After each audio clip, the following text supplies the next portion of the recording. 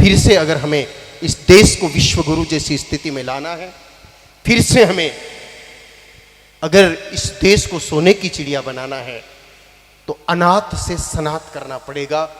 याद रखना, अनाथ व्यक्ति की कभी उन्नति नहीं हो सकती। आज हम सब अनाथ हैं। जिसके मां नहीं हो उसको क्या कहते हैं? अनाथ ही तो कहते हैं। हिंदुस्तान के पास सब कुछ है। राष्ट्रगीत है, राष्ट्रगान है, राष्ट्रध्वज है, राष्ट्रीय चिन्ह है, राष्ट्रीय फूल है, राष्ट्रीय फल है, राष्ट्रीय पक्षी है, राष्ट्रीय पशु है, राष्ट्र पिता भी है और दुर्भाग्य की राष्ट्रपति भी है। ये दुर्भाग्य, बहुत बड़ा दुर्भाग्य की राष्ट्रपति भी है। अरे हम भारत को माता कहते हैं और हर 5 साल में एक नया पति ला करके माता की छाती पर बैठा देते हैं। इससे बड़ा दुर्भाग्य क्या होगा? अमेरिका इंग्लैंड में राष्ट्रपति हो तो समझ में आता है। जिस देश की धरती पर हम मां कह करके जिस धरती को पुकारते हैं, उस धरती के लिए कोई पति कैसे आ सकता है नया? पृथ्वी के तो नारायण एक ही आदि पति हैं कि नए नए पति कहां से पैदा हो जाते हैं? फिर भी है, जरूरत नहीं है, फिर भी है। लेकिन राष्ट्र माता का पद अभी भी खाली पड़ा है। और जब तक गाय माता राष्ट्र माता नहीं बनती, तब तक हम अनाथ हैं। और जब तक हम अनाथ हैं, तब तक हमारे दुखों को साक्षात नारायण भी हमारे सामने उपस्थित हो जाए तो भी मिटा सकते नहीं। जिंदगी में अगर स्वयं के दुखों को, देश के दुखों को, समाज के दुखों को मिटाना है, तो गाय माता को पूज्य स्थान देना पड़ेगा। वो आदिकाल से पूज्य थी, लेकिन काल के प्रभाव से वर्तमान समय में दयनीय स्थिति में पहुंच गई है। और हम सबका कर्तव्य बनता है, 1,38,56,00,000 लोग हम हिंदुस्तान में रहते हैं।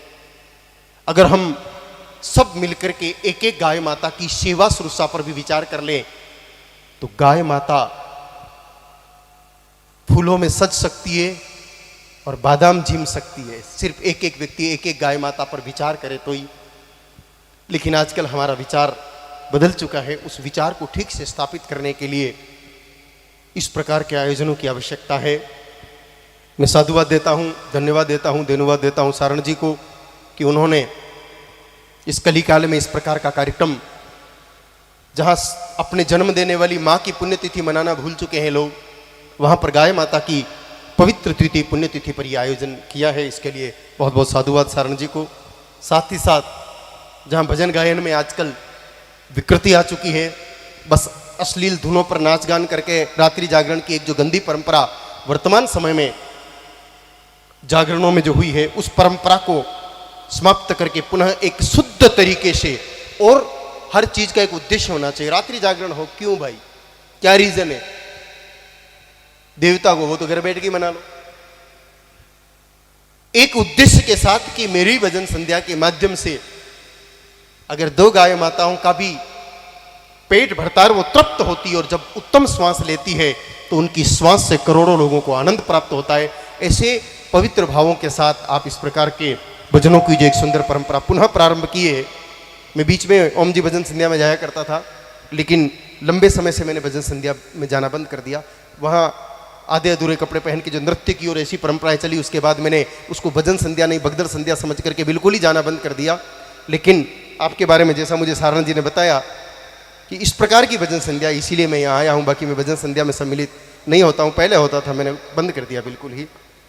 तो आपने ये परंपरा को पुनः प्रारंभ किया है, आपको बहुत बहुत धन्यवाद। साथ ही शंकर परंपरा का, गोपाल परंपरा का आचार्य होने के नाते मैं मेरे संपूर्ण उस परंपरा की तरफ से आपको आशीर्वाद देता हूँ कि आप जिस मिशन में लगे हैं, जिस काम में लगे हैं, भगवती गौ माता और भगवान शंकर आपको सफलता प्रदान करें, और गौ माता को जन जन के हृदय में बिठाने का जो भाव आप लेकर के निकले हैं, वो भाव आप पूर्ण करें।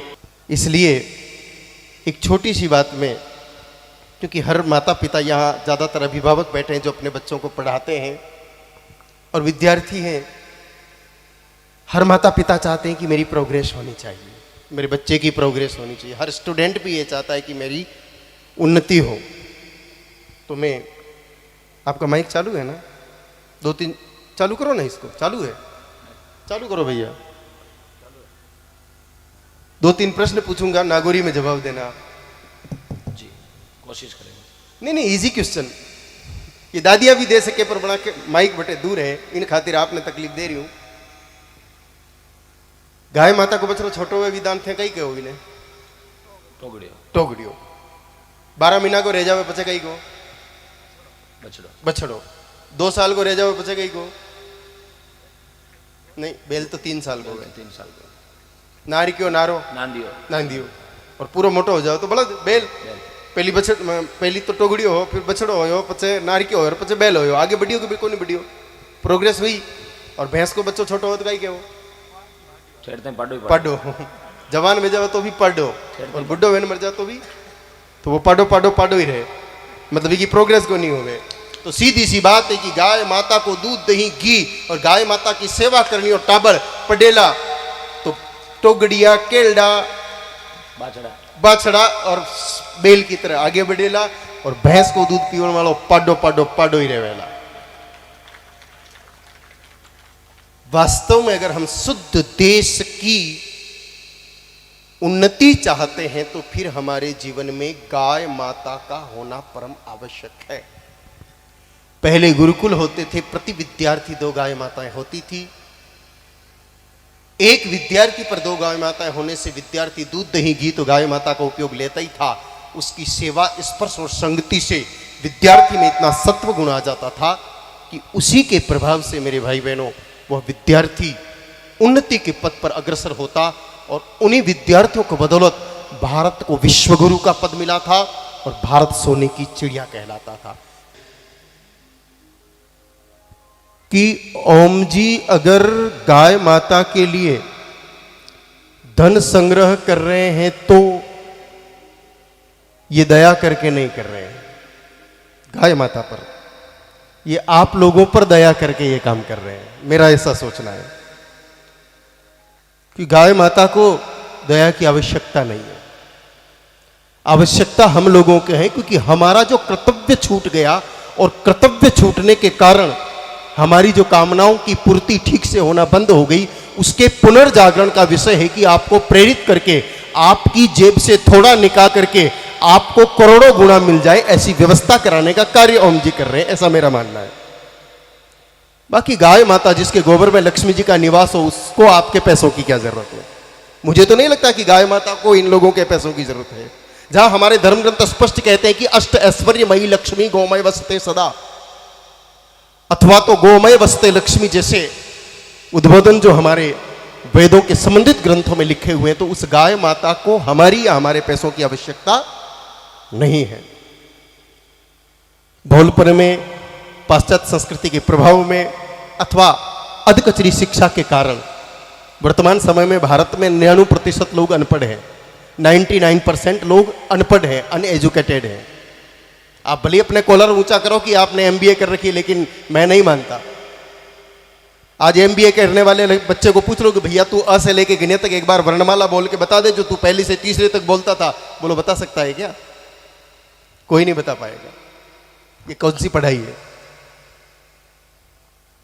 उसी के प्रभाव से हम गाय माता को पशु समझ बैठे हैं, और जब तक हमारे दिल और दिमाग में गाय माता पशु रूप में रहेगी तब तक हमारा कल्याण संभव नहीं है। 800 वर्ष जो हम गुलाम रहे अंग्रेजों के, मुगलों के, उन्होंने कहीं न कहीं हमारे दिमाग को बदल करके हमको ये बता दिया कि गाय एक पशु है, cow is an useful animal. जबकि हकीकत यह है कि गाय माता पशु नहीं, गाय माता प्राणी नहीं, गाय माता सनातन धर्म का प्राण है। गाय माता जानवर नहीं, गाय माता भारतीय संस्कृति की जान है, अपने वैदिक सत्य सनातन धर्म की शुद्ध पहचान है। और गहराई से अवलोकन करोगे तो पाओगे कि गाय माता अवतारों की भी इष्ट है और देवताओं के समान है। मैं 3 छोटी सी बातें आपके सामने रखूंगा, फिर आप लोगों को लगे कि वास्तव में गाय माता देवताओं के समान है तो 5 मिनट और चर्चा करूंगा, और आपको लगेगा कि गाय माता तो पशु ही है, तो 3 बातें 3 मिनट में पूरी करके फिर मैं वापस आगे के लिए प्रस्थान करूंगा। एक बात धर्म से जुड़ी हुई क्योंकि बहनें हैं, दूसरी बात व्यवहार से जुड़ी हुई क्योंकि भाई लोग हैं, और तीसरी बात विज्ञान से जुड़ी हुई क्योंकि विद्यार्थी हैं। 3 छोटी सी बातें पहले समझ लीजिए आप लोग। धर्म से शुरू करूंगा। भगवान श्री कृष्ण जी ने करीब 12 साल की उम्र तक जंगल में गाय माता को चराया, ऐसा आप लोगों ने भी सुना होगा। और जब तक कृष्ण जी ने गाय माता को चराया, उन्होंने अपने पैरों में कभी जूतियां नहीं पहनी। आप में से अधिकांश लोग पूरे घर में जूता पहनते हैं। अभी नीचे कारपेट बिछा हुआ है, सत्संग है, यहाँ भगवान की चर्चा होगी, फिर भी सब जूता पहन के बैठे हैं ना।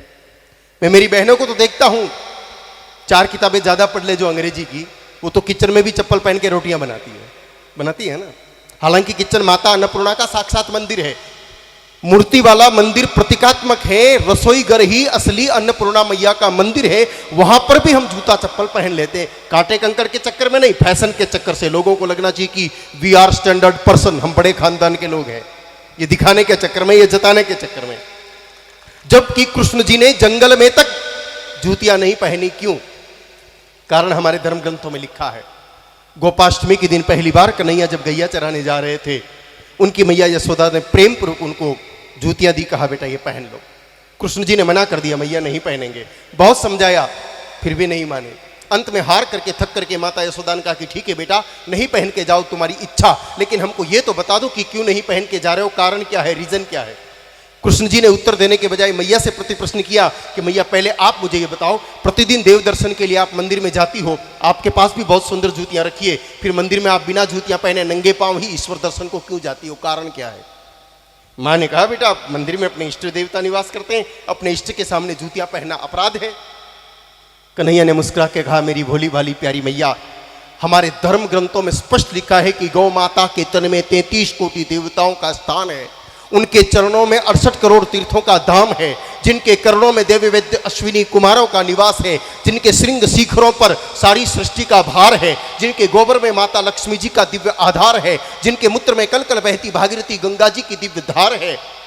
ऐसी सर्वदेवमयी गाय माता को जब मैं चराने जाऊं तो भला मैं अपनी इष्ट गाय माता के सामने जूतियां पहन करके घूमने की हिम्मत कहां से लाऊं? विचार करिए।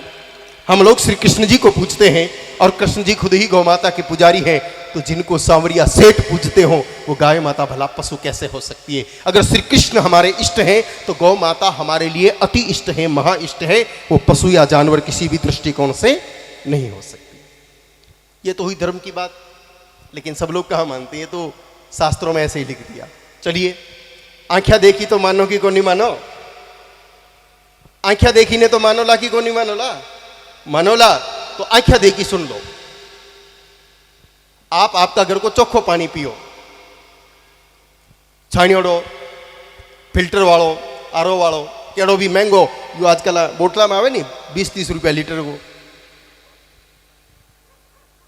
वो पानी आपका पेट में जावेला 2 घंटा 3 घंटा या 5 घंटा रहेला। हमारी बात थोड़ी सी हल्की है, लेकिन समझो, चोखी बात ने समझावन रे खातिर थोड़ी सी हल्की बात को सहारो ले रही हूं कि वो पानी आपका पेट में जावेला 2 घंटा 3 घंटा या 5 घंटा रहेला, और 5 घंटा के बाद वापस अपना पेट से निकलेला। थे सब जानो, या तो पसीनो बनन निकलेगा और या पचे यूरिन मूत्र पेशाब बनन निकलेगा। दुनिया का मोटा महात्मा ने भी गंगा जल पिला दो तो भी 3-4 घंटा बाद वहां का शरीर में या तो पसीनो बनन निकले या पेशाब, और झटे इंसान मूत्र त्याग करे बटे पैर रखनो भी कोई पसंद नहीं करे। थे भले घना फूलिया फिरो, आजकल अमीने फाटियोड़ी जींस पहन पचे सोचे कि मुगड़ो मोटो आदमी हूं, सोचे को नहीं सोचे।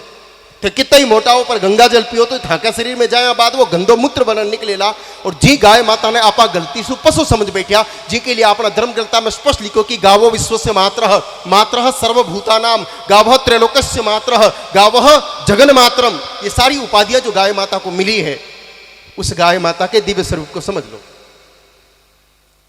दूध दूहने के बाद सैकड़ों गाय माताएं सड़क पर छोड़ दी जाती है। वो गाय माता जब प्यास के मारे उसको शुद्ध जल नहीं मिलता तो किसी खड्डे का पानी पीती है जिसमें कुत्ता भी मुंह डालता है। वो गंदा पानी गाय माता पीती है। 2 घंटा 3 घंटा या 5 घंटा वो पानी गाय माता के पेट में रहेगा, और 5 घंटे बाद जब वापस निकलेगा परम पवित्र गौमूत्र बन के निकलता है। उसी गौमूत्र से मंदिर की मूर्तियों के स्थापना के समय स्नान होता है। उसी गौमूत्र को पी करके विद्वान लोग तपस्या करने बैठते हैं। और जब किसी इंसान का रोग बहुत उच्च स्तर पर बढ़ जाए, बड़े बड़े डॉक्टर ठीक नहीं कर पाए, तब वैद्य लोग सलाह देते कि भैया कुछ दिन गौमूत्र पी लो, लाभ होगा।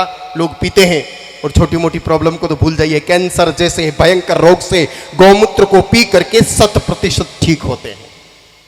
तुलना कर लीजिए, हम लोग गंगा जल पिए तो भी वो गंदा मूत्र बन जाता है, गाय माता गंदा पानी पिए तो भी वो गंगा जल की तरह पवित्र और औषधि की तरह उपयोगी बन करके इंसान के काम आता है। तो जिस गाय माता के शरीर में इतनी पॉजिटिव एनर्जी है कि वो अपवित्र को पवित्र और अनुपयोगी को उत्तम बना करके हम मनुष्यों के उपयोग योग्य कर दे, ऐसी परम पवित्रा तन धारणी गाय माता भला पशु कैसे हो सकती है। चलिए, जो ज्यादा पढ़ लिख लिए, पढ़े लिखों से मुझे कोई प्रॉब्लम नहीं है, जो ज्यादा पढ़ लिख लिए, जिनको ज्ञान का ओवर डाइजेशन हो गया है, जिनके लिए कह सकते हैं एजुकेटेड इडियट, पढ़े लिखे मूर्ख, 4 किताबें अंग्रेजी की पढ़ने के बाद वो भारतीय संस्कृति की किसी भी बात को स्वीकार नहीं करते, चाहे वो कितनी ही विज्ञान सम्मत साइंटिफिक क्यों नहीं हो। उनके लिए एक छोटा सा प्रमाण दे रहा हूं। आप जितने भी भाई बहन बैठे हैं, आप में से किसी का भी ब्लड प्रेशर हाई रहता हो। मॉडर्न मेडिकल साइंस का मानना है कि इंसान के शरीर का डायस्टोलिक ब्लड प्रेशर 80 से अधिक नहीं होना चाहिए और सिस्टोलिक ब्लड प्रेशर 120 से ज़्यादा नहीं होना चाहिए। अगर इससे अधिक है तो उस व्यक्ति को जीवित रहने के लिए डेली टेबलेट लेनी पड़ेगी, नहीं तो ब्रेन या हार्ट डैमेज हो सकता है, डेथ भी हो सकती है। ऐसा डॉक्टर बोलते हैं, मैं नहीं कह रहा हूँ, डॉक्टरों का ऐसा मानना है। आयुर्वेद पर विश्वास करने वाले लोग अपने आप को बचाने के लिए सर्पगंधा गणपति खाते हैं। एलोपैथी को विश्वास करने वाले लोग एमोलवास या एनवास 25 जैसी कोई कोई टैबलेट खा के अपनी लाइफ को मैनेज करते हैं। कुल मिलाकर के जो ब्लड प्रेशर का पेशेंट है उसको डेली टैबलेट लेनी पड़ेगी। एक दिन आप सुबह सुबह गाय माता की जांच कर लीजिए, परीक्षा ले लीजिए। भगवान शिव स्वयं माता पार्वती जी को, सती को कहते हैं कि अगर संदेह है तो परीक्षा ही समाधान है। जो तुमरे मनुकछ संदेहु तो कि निजाई परीक्षा लेहु। ऐसी गाय माता की परीक्षा लेने का सरल तरीका, सुबह सुबह अपना ब्लड प्रेशर चेक करा लो, कितना ज्यादा है पर्ची पर लिखवा लो, टैबलेट कुछ मत लो, सीधा देसी गाय माता के पास जाओ। देसी गाय माता जिसकी पीठ पर कुकुद हो शिवलिंग जैसा, गले में झालरी हो और बोले तो सुंदर स्वर निकलना चाहिए माँ, जो ऊपर से हवाई अड्डे की तरह एकदम सपाट होती है, गले में भी कंबल नहीं होती और बोलती तो ऐसा लगता है जैसे कोई बेसुरा बाजा पुंपाड़ी बज गया। वो गाय नहीं, वो विदेशी वर्णशंकर पशु है। और गीता जी के पहले अध्याय में लिखा है कि वर्णशंकरता कुल का नाश करती है। और गीता जी की नहीं मानो तो मॉडर्न मेडिकल साइंस की मान लो। WHO का स्पष्ट कहना है कि जर्सी का एवन प्रोटीन मिल्क पीने से सीजोफ्रेनिया और ऑटिज्म जैसी बीमारी बढ़ती है। The national cancer institute of America की रिपोर्ट है कि 20-22 साल तक एवन प्रोटीन मिल्क यानी कि जर्सी होलिस्टन जैसे विदेशी वर्णशंकर जानवरों का दूध पिला दो, उसको कैंसर होने की संभावना कई गुना बढ़ जाती है।